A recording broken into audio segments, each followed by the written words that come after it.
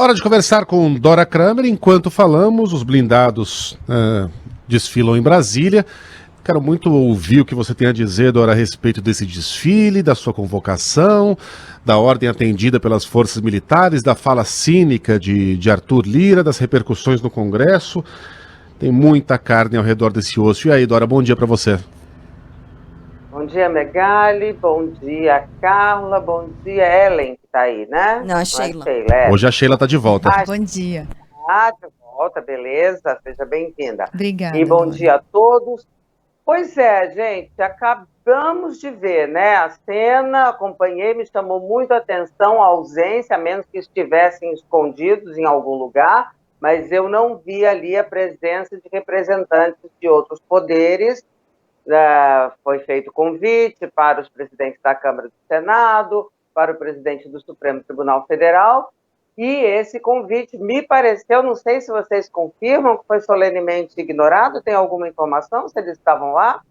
Eu também só vi ali os chefes das Forças Armadas. Não estão lá. Não estão, a gente né? deu uma vasculhada tá nas imagens, procurou direitinho e nada, viu? Nenhum representante do STF, nem do Congresso. Só o tradutor de Libras, né? Ali estava filmando, tirando foto e tal. É uma sinalização importante, gente, porque essa história, quer dizer, o que o presidente, na visão dele, procura dar? Uma demonstração de força que, na verdade, todo mundo traduziu, e o bom senso também traduz, e a realidade, como uma demonstração de fraqueza, porque ele vai perdendo os recursos de reação e recorre a um esperneio simbólico que não tem nenhum significado. Na verdade, provoca assim, uma certa vergonha alheia, né? Porque é uma cena absolutamente retrógrada, uma cena que não tem nenhum rebatimento dos poderes da República, nas instituições, enfim, é algo que não tem nenhuma consequência prática. Me parece, quando eu olho isso, e o presidente, na verdade, você faz essa ligação com a votação hoje do voto impresso, pode ter sido uma coincidência mesmo, mas de qualquer maneira é trágica, como disse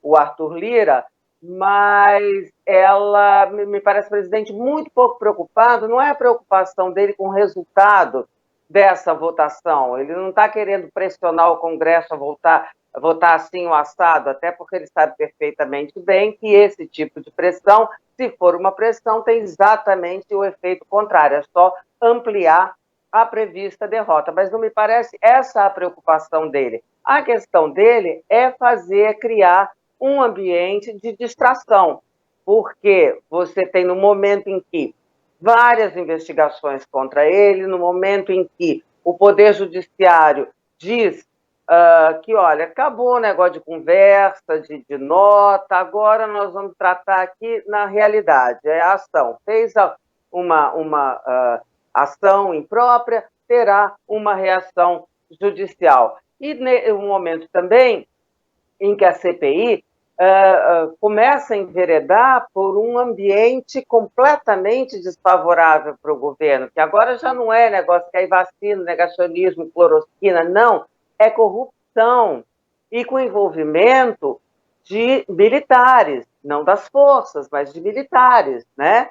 Que estavam ali numa cadeia, o que vem se descobrindo é algo impressionante. Então, nesse momento, o que faz o presidente? Cria uma distração, porque sabe que qualquer ação do presidente da República, óbvio, chama atenção, requer registro e tal, e interpretações, e fica todo mundo ocupado com isso, e a CPI, por exemplo, fica em segundo plano. Isso não apaga a CPI, mas é uma tentativa, me parece, muito mais do presidente da República, uma tentativa de criar distração do que realmente ir para um ato de pressão no sentido de obter do Congresso um resultado que ele gostaria que fosse esse resultado. Na verdade, acho que ele está gostando até da derrota do voto impresso, que vai dar mais espaço para continuar, né, na lenga-lenga, sei lá como é que eu chamo, essa confusão de negócio de voto impresso. Você concorda, Megali? Me conta. Concordo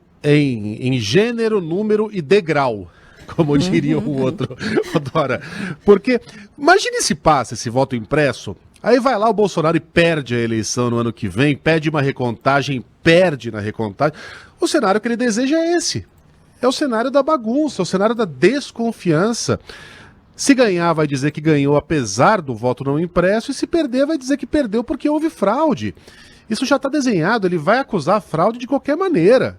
A questão é como nós, enquanto país, enquanto instituições, reagiremos à tentativa de golpe do presidente. Eu não acho que ele teria nenhum desejo de fato implantar esse golpe, esse voto impresso para o ano que vem, Dora. A ideia é plantar a semente da desconfiança. Infelizmente, essa semente está plantada em cerca de 1/5 das cabeças brasileiras.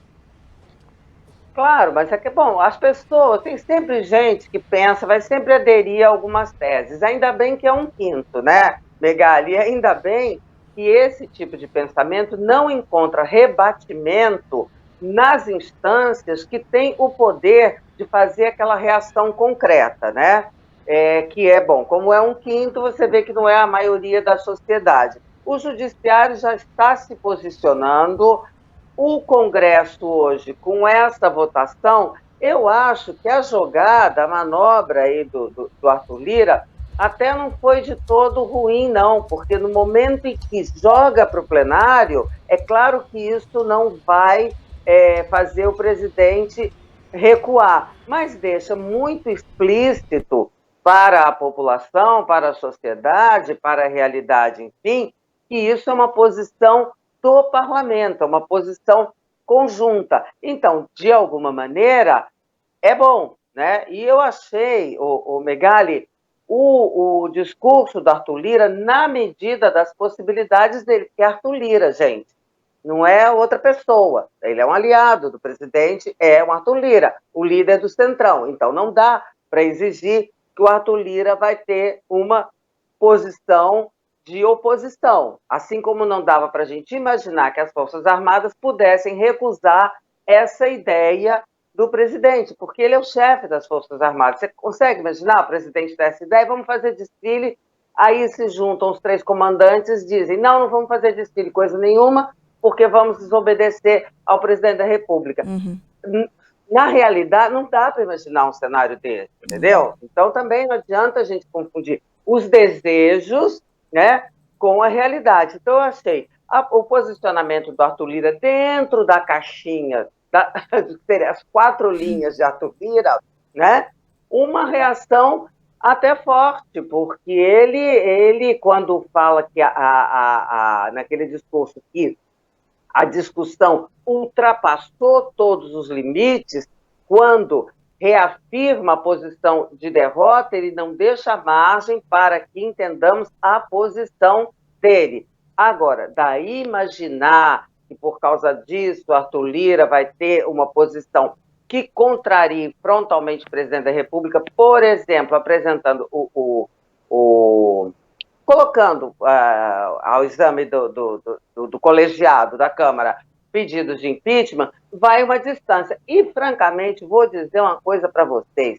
Acho que o impeachment, nesse momento, é o menor dos problemas do Jair Bolsonaro, sabe? Eita. Porque impeachment vai para a Câmara, pode ser recusado, né? Isso já aconteceu agora, acabou de acontecer com o Michel Temer, né?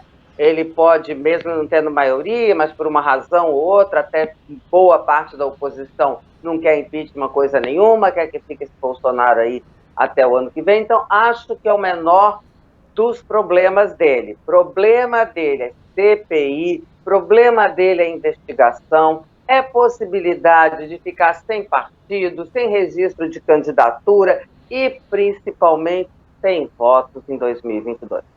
Eu ia perguntar sobre as Forças Armadas, sobre o desgaste na imagem, né, das Forças Armadas com esse desfile que é realizado hoje pela Marinha, mas já que a Dora tocou nesse ponto dos problemas reais, né, de Jair Bolsonaro, eu acho que convém a gente engatar o segundo assunto, Dora, que é o Tribunal Superior Eleitoral pedindo ao STF, ao Supremo, que Jair Bolsonaro seja investigado pelo vazamento de inquérito sigiloso. Esse é um grande problema também, né? Muito, mas eu vou tocar na questão das Forças Armadas que você falou, muito ruim para a imagem, mas como eu disse, não teria muito ali outro jeito. Vamos ver qual é o grau de entusiasmo dessa obediência. Aí é que está, né, a coisa. Bom, quanto a esse pedido do TSE, você vê, é aquilo que eu falei, o TSE atuando dentro daquela risca de giz que riscou na semana passada, né? Acabou a conversa, acabou a tolerância, acabou a leniência. Quer fazer? Ok, mas aqui nós temos os nossos instrumentos e nós, TSE, nós, Poder Judiciário, vamos atuar dentro do que a lei nos permite, mas sem tolerância. E por isso é que eu digo, o impeachment seria uma hipótese, hoje, para mim, seria o menor dos problemas do presidente da República. Problema mesmo são essas coisas que estão em curso, concretamente. Todas essas investigações que, sinceramente, não consigo nem enumerar, porque já perdi a conta, é coisa para todo lado, e mais a CPI, entrando, que começou já antes do recesso, e vai enveredar por aí, num caminho que não estava previsto nem pela CPI, muito menos pelo presidente da República, que é a ocorrência de corrupção no trato, na compra, na aquisição de vacinas numa pandemia. Bom, você se perguntou com que entusiasmo essa ordem seria cumprida. Me parece que já foi, né? Já acabou. Tô vendo ali uns 10 veículos. Oi, Dora. O entusiasmo que eu digo, Megali, é assim, não, ela foi cumprida, agora você pode cumprir, né, você obedece, lá, mandou, eu obedeci, agora eu posso obedecer com entusiasmo ou sem entusiasmo, posso obedecer de cara feia ou de cara boa. Não, então, eu chegaria lá. Não, era para esse caminho que eu estava indo mesmo. Não sei medir, deve ter uns 15 veículos do Exército ali, da Marinha. A gente tem o João Pedro Melo na linha. Vamos incluir aqui. Agora, vamos incluir o João Pedro Melo? Já vou. Não estou vendo Dragões da Independência, não é nada parecido com o desfile de 7 de setembro. Os carros não estão muito alinhados, mas o João Pedro pode falar melhor. Diga lá, meu velho.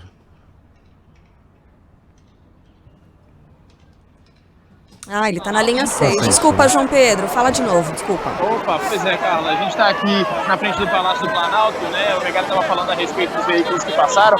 Foram mais ou menos 46 tanques que passaram por aqui. A gente tem 16 deles agora na frente do Ministério da Defesa. E a gente está acompanhando aqui, nesse momento, né? Tinha alguns apoiadores do presidente, está tendo uma espécie de confusão aqui na Praça dos Três Poderes, né? Um certo atrito entre apoiadores do presidente e aqueles que são contrários a ele. E isso está gerando um bate-boca gigantesco aqui na Praça dos Três Poderes, né? A gente teve agora há pouco, inclusive, ações da Polícia Militar, de todo mundo ali, situação que está um pouquinho mais quente, vamos dizer assim, mas a gente teve a passagem aí, de fato, desses tanques agora há pouquinho, como a gente falou, foram cerca de 46 que a gente contou ao todo, né, passando por aqui, 16 deles estão lá no Ministério da Marinha, e a tendência é de que essa operação comece somente no fim de semana, né, essa questão. Mas o presidente recebeu esse convite aqui no Palácio do Planalto, ele que inclusive já voltou para dentro do Palácio, recebeu esse convite lá dentro mesmo e já deixou aqui a Praça dos Três Poderes. Mas a situação continua, a situação de confusão por enquanto aqui na Praça dos Três Poderes, viu? Obrigada, João Pedro. Vamos deixar aqui o som ao fundo. E era justamente aquilo, Dora, aquele tema que a gente puxava, que é o desgaste da imagem das Forças Armadas no Brasil, né? Porque em desfiles de 7 de setembro você não vê isso acontecendo, bate-boca, as pessoas desvalorizando as Forças Armadas do país. Não é o momento, né, de seguir com carros, veículos de guerra aí da Marinha nas ruas de Brasília, até por isso as pessoas estão se manifestando. Então, eu imagino que oficiais da ativa não estejam satisfeitos, né? Tem que cumprir a ordem, como você disse, mas não estejam exatamente satisfeitos com o que se desenhou aí, né?